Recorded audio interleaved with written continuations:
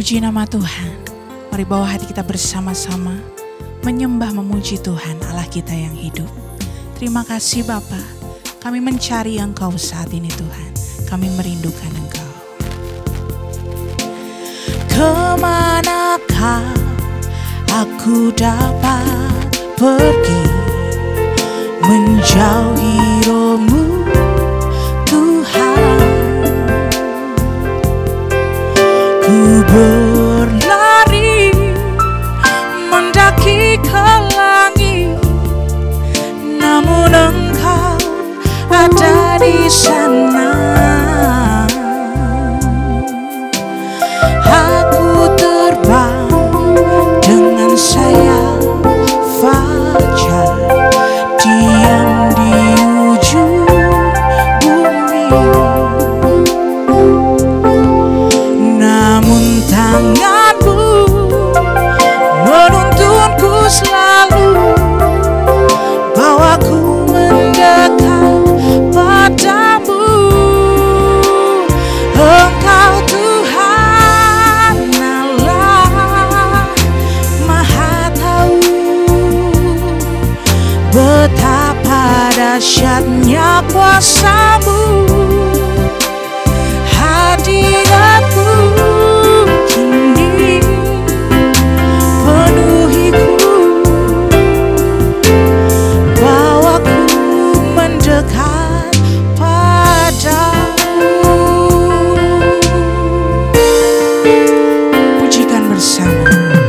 Kemanakah aku dapat pergi menjauhi roh-Mu Tuhan? Ku berlari mendaki ke langit, namun Engkau ada di sana.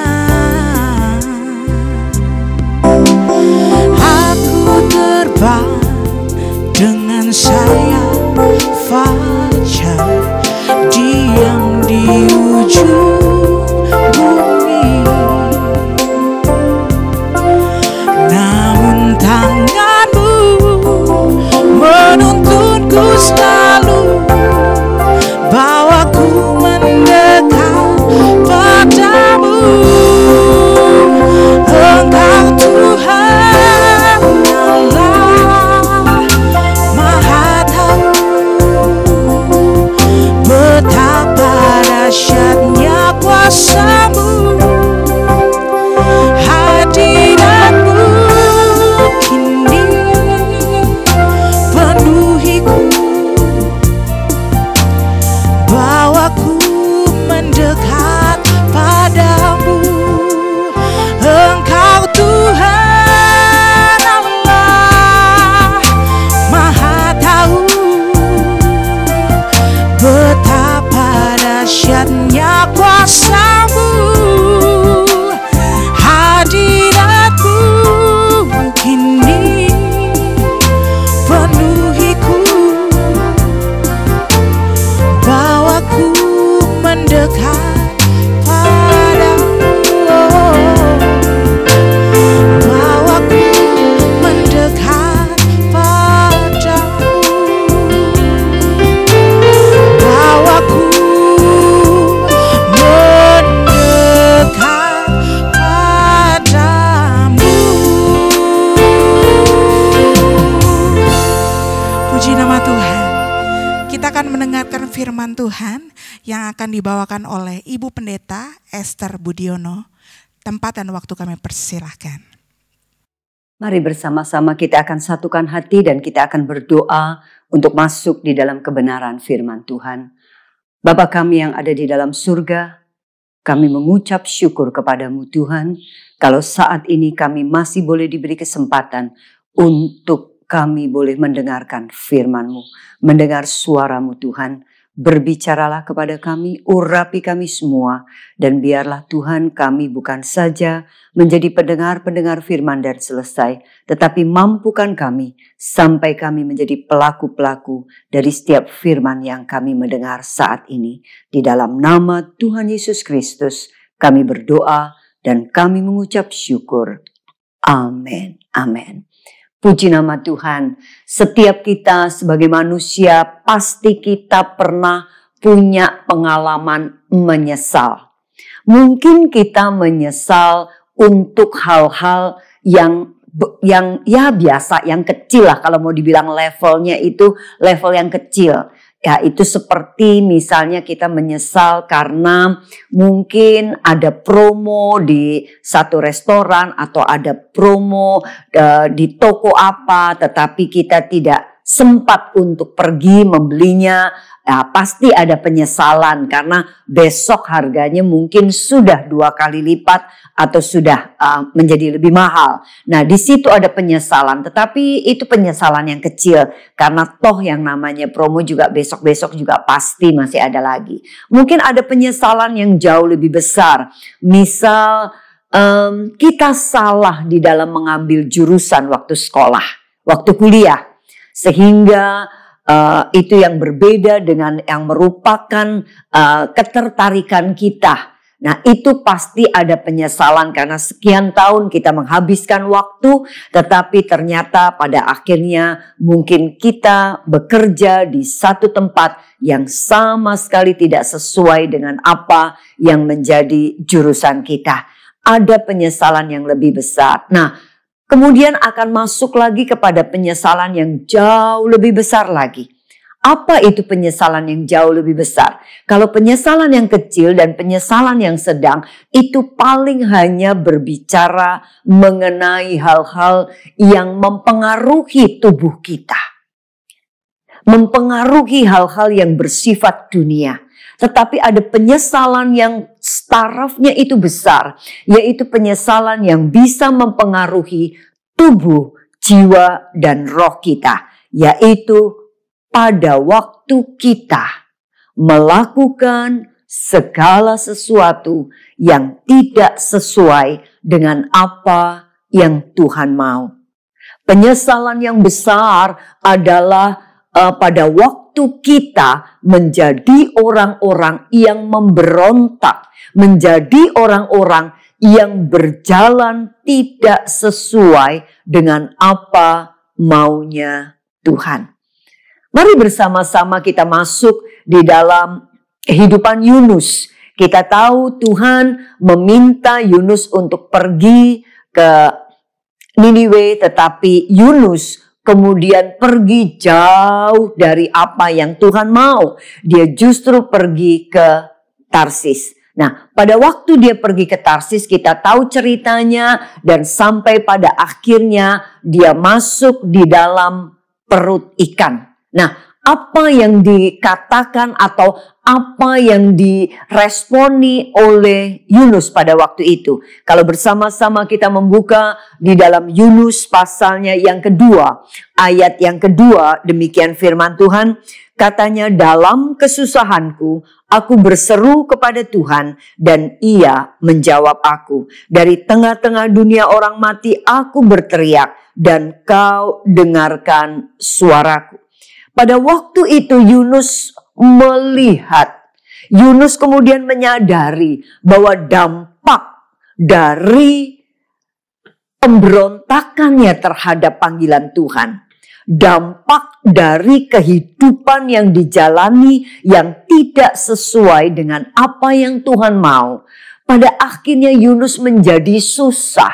Itu sebabnya dia katakan, dalam kesusahanku, setiap orang yang hidupnya tidak sesuai dengan firman Tuhan, pada akhirnya pasti dia akan mengalami kehidupan yang susah. Dalam hatinya pasti ada sesuatu yang membuat dia pada akhirnya tidak menjadi orang yang berbahagia. Dia kehilangan kebahagiaan, kehilangan sukacita, kehilangan damai sejahtera, kehilangan kesenangan hidup.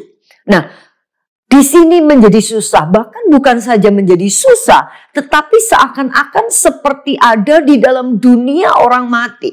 Karena Yunus pada mengatakan, dari tengah-tengah dunia orang mati aku berteriak. Berapa banyak pada waktu kita menyadari bahwa apa yang kita lakukan itu sudah jauh sekali dari apa yang Tuhan mau. Bukan saja kita mengalami kesusahan, tetapi seakan-akan semua sudah buntu. Seakan-akan kita sudah ada di penghujung jurang. Seakan-akan kita bahkan sudah ada di dalam lembah yang boleh dikatakan itu adalah lembah kematian.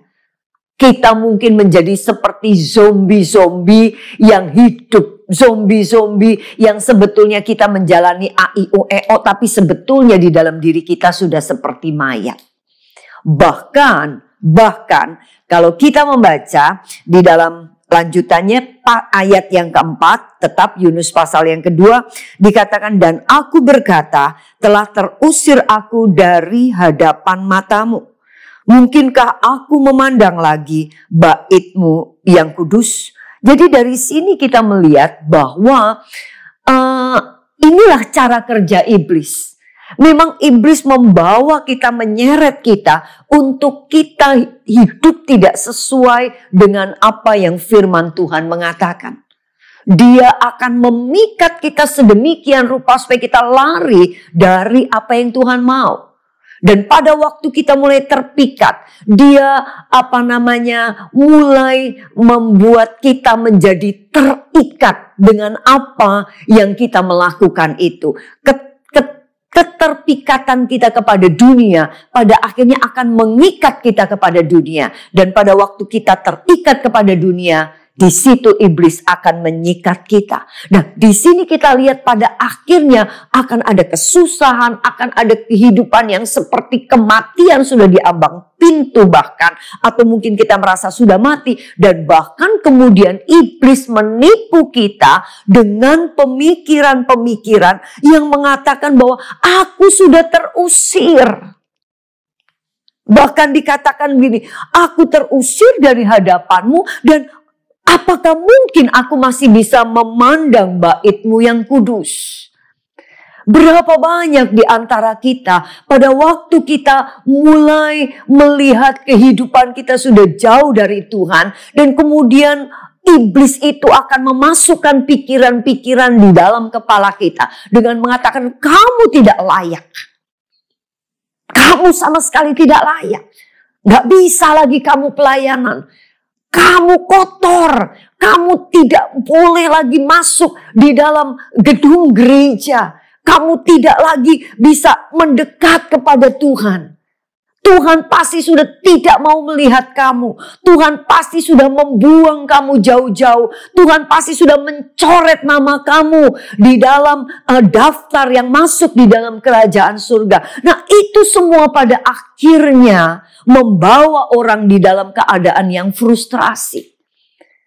Banyak orang pada akhirnya berusaha untuk keluar dari itu semua. Dengan cara apa?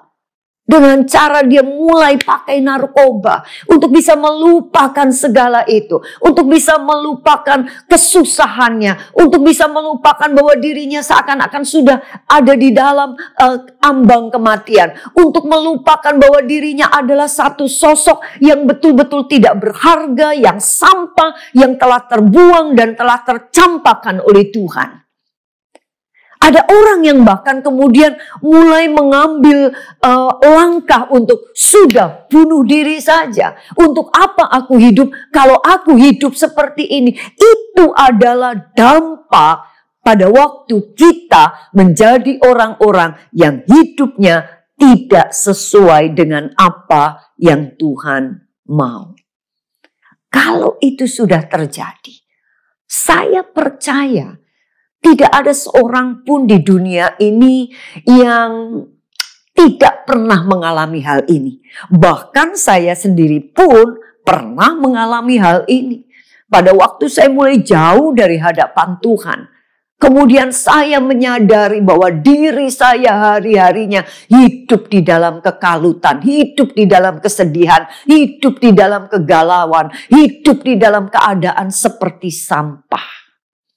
Memandang diri seperti sampah. Tapi yuk, gimana sekarang caranya supaya kita bisa move on? Karena semua kita pasti alami itu. Semua kita pasti melewati hal itu. Dan kita nggak bisa tinggal diam. Kita mesti move on. Nah, gimana caranya supaya kita move on? Hal yang pertama supaya kita bisa move on adalah yuk lupakan masa lalu kita.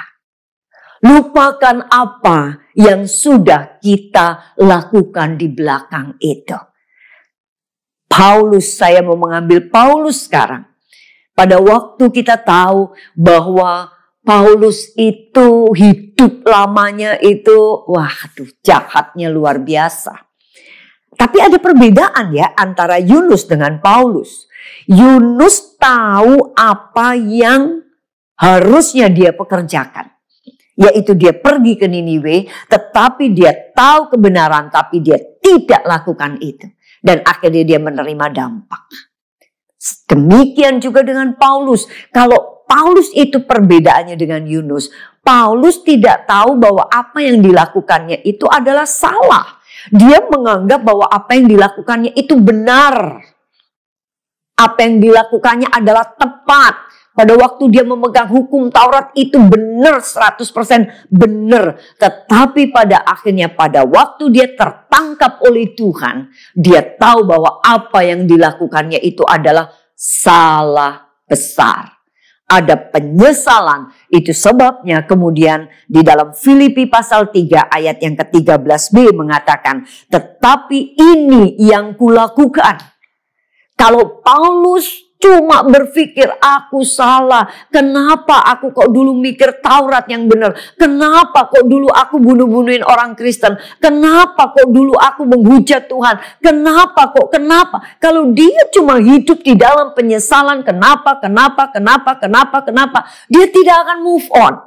Tapi kita tahu pada akhirnya Paulus dipakai dengan luar biasa oleh Tuhan. Karena apa? Dia move on. Apa yang dilakukan oleh Paulus? Tetapi ini yang kulakukan, aku melupakan apa yang telah di belakangku dan mengarahkan diri kepada apa yang di hadapanku. Paulus melupakan yang di belakang dan dia mulai mengarahkan diri kepada apa yang ada di hadapannya. Apa yang ada di depannya. Kenapa kok Paulus punya keberanian untuk melupakan apa yang di belakang? Bukankah apa yang di belakang itu sesuatu yang besar? Bukankah apa yang dia lakukan kemarin-kemarin itu sampai membunuh banyak sekali orang? Itu bukankah satu kejahatan yang luar biasa? Mungkin satu kejahatan yang seakan-akan tak terampuni. Satu kejahatan yang kebangetan ibaratnya. Tapi kita tahu apa yang menjadi karakter Tuhan. Kalau kita membaca di dalam Mazmur pasal yang 103, mulai ayat yang ke-8 dan seterusnya mengatakan demikian. Tuhan adalah penyayang dan pengasih, panjang sabar dan berlimpah kasih setia. Tidak selalu ia menuntut dan tidak untuk selama-lamanya ia mendendam. Tidak dilakukannya kepada kita setimpal dengan dosa kita. Dan tidak dibalasnya kepada kita setimpal dengan kesalahan kita. Tetapi setinggi langit di atas bumi, demikian besarnya kasih setianya atas orang-orang yang takut akan Dia. Sejauh timur dari barat, demikian dijauhkannya daripada kita pelanggaran kita. Ayat 13, seperti Bapa sayang kepada anak-anaknya, demikian Tuhan sayang kepada orang yang takut akan Dia. Jadi di sini kita melihat bahwa Paulus tahu persis bahwa Tuhan punya kasih karunia yang luar biasa. Kalau Paulus tidak menyadari hal ini, dia tidak akan pernah bisa move on. Dia akan hidup di dalam hidup di dalam penyesalan demi penyesalan. Tetapi dia tahu persis bahwa Allah yang dia sembah adalah Allah yang penuh dengan kuasa kasih karunia. Dia tahu Allahnya penyayang, pengasih, panjang sabar dan berlimpah kasih setia. Dia tahu persis bahwa Allah yang dia sembah saat ini, yang dia kenal adalah Allah yang tidak lagi mengingat-ingat akan apa yang Paulus pernah lakukan lalu. Dia tahu persis seperti Bapa sayang anak-anaknya, demikianlah Tuhan mengasihi kita semua. Jadi apapun, apakah pada waktu itu kita dengan kesadaran kita memberontak dari Tuhan. Kita tahu kebenaran tapi kita memberontak dari Tuhan. Yuk, mari sekarang kita melupakan apa yang ada di belakang kita. Jangan terus hidup di dalam penyesalan. Dan yang kalaupun kita pada waktu itu, ini Yunus ya, tahu kebenaran. Mungkin pada waktu itu kita tidak tahu kebenaran. Waktu itu kita belum kenal Tuhan. Waktu itu kita belum tahu siapa Tuhan. Tetapi kemudian kalau sekarang kita tahu dan kita mulai melihat hidup kita ke belakang, ayo lupakan masa lalu kita.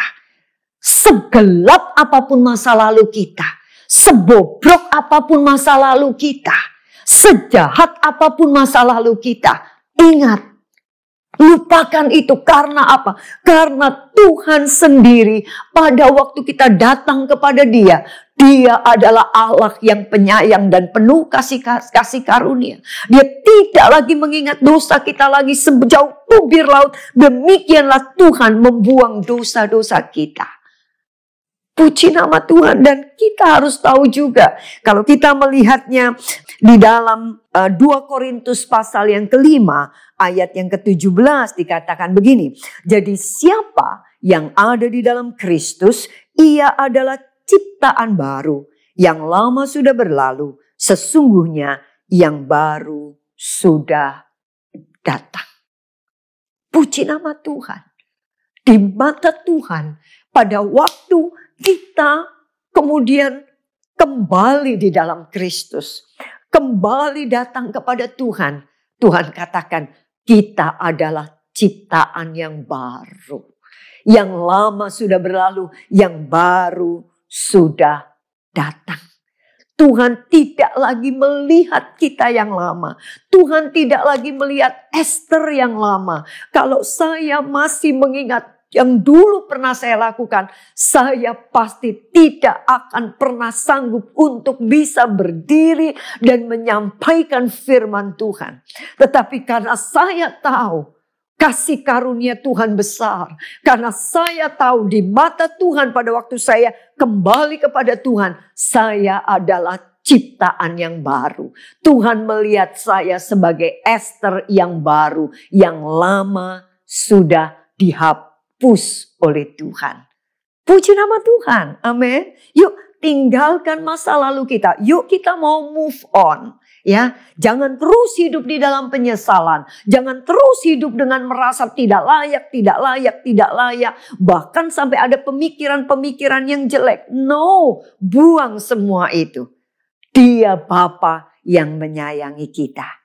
Dan setelah itu, apa yang harus kita melakukan? Kalau mau move on, selain melupakan apa yang ada di belakang kita, mulai hidup sesuai firman Tuhan. Amin. Mulai hidup sesuai firman. Jangan kita melupakan, tapi kemudian terus kita kembali lagi seperti hidup yang lama. Bukan seperti itu. Setelah kita melupakan, yuk kita kan sudah ciptaan yang baru.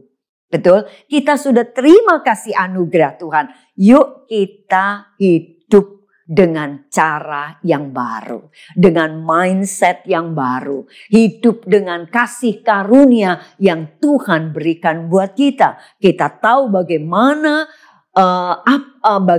kehidupan kita pada waktu kita menjadi orang-orang yang tidak sesuai dengan firman Tuhan.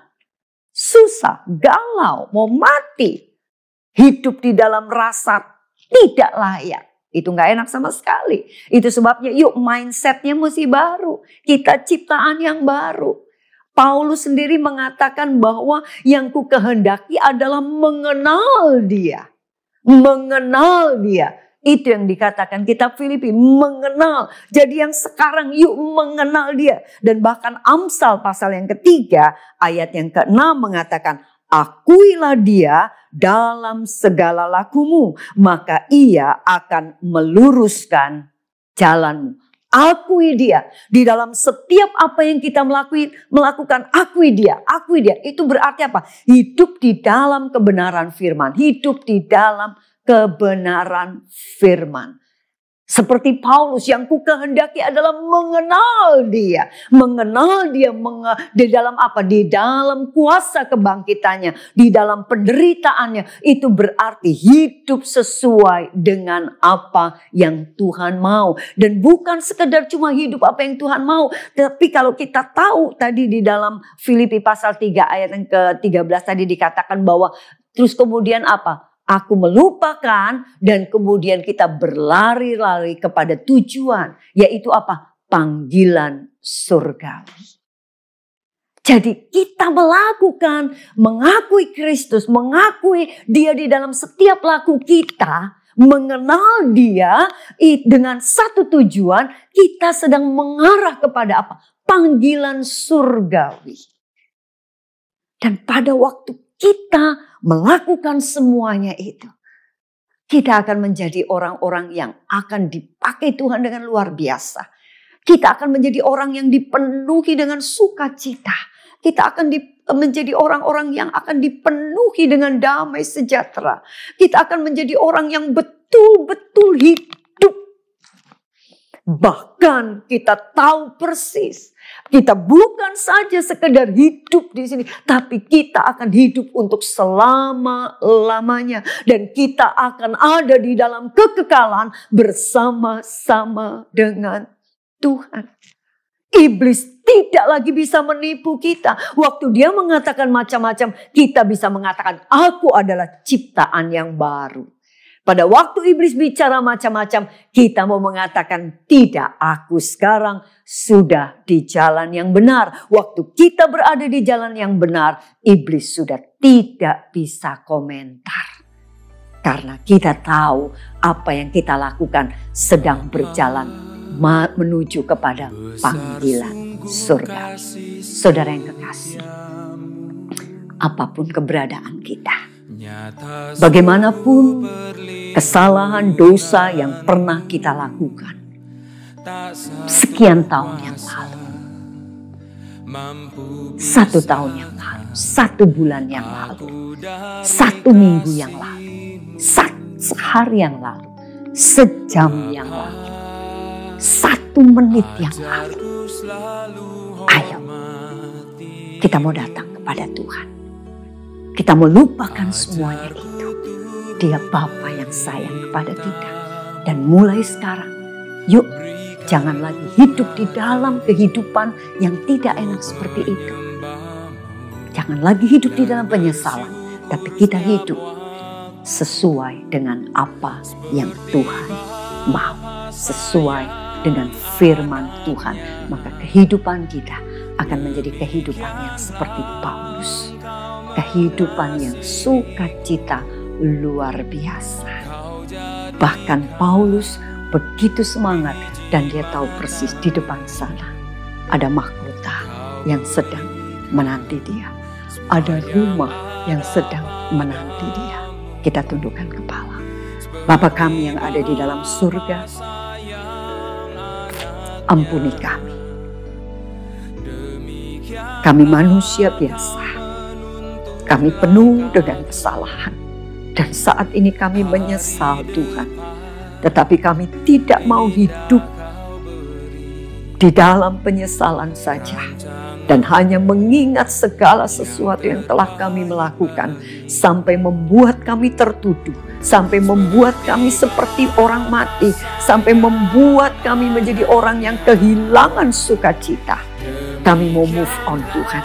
Karena kami tahu Engkau Allah yang mengasihi kami. Engkau Allah yang panjang sabar dan berlimpah kasih setia. Dan kami akan hidup sesuai dengan firman. Terima kasih Tuhan. Terima kasih Kami mau punya kehidupan yang dipenuhi dengan sukacita. Kami mau memiliki kehidupan yang betul-betul hidup. Bahkan kami mau punya kehidupan yang begitu dinamis, karena kami tahu di depan sana ada Tuhan yang sedang menanti kami. Di depan sana ada mahkota yang sedang menanti kami. Di depan sana ada kekekalan yang sedang menanti kami. Di dalam nama Yesus kami berdoa dan kami mengucap syukur. Amin. Amin. Puji nama Tuhan. Mari kita buka kedua tangan kita. Bapa, sempurnakanlah ibadah kami.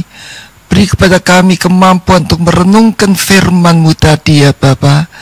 Sidang jemaat yang dicintai oleh Tuhan, lakukan firman Tuhan. Dan terimalah berkat di dalam nama Bapa, Putra, dan Roh Kudus. Dalam nama Tuhan Yesus Kristus. Dari sekarang sampai Maranatha, Tuhan Yesus datang kedua kalinya menjemput kita semua. Yang percaya, katakan amin. Tuhan Yesus memberkati. Sampai ketemu minggu depan. Amin.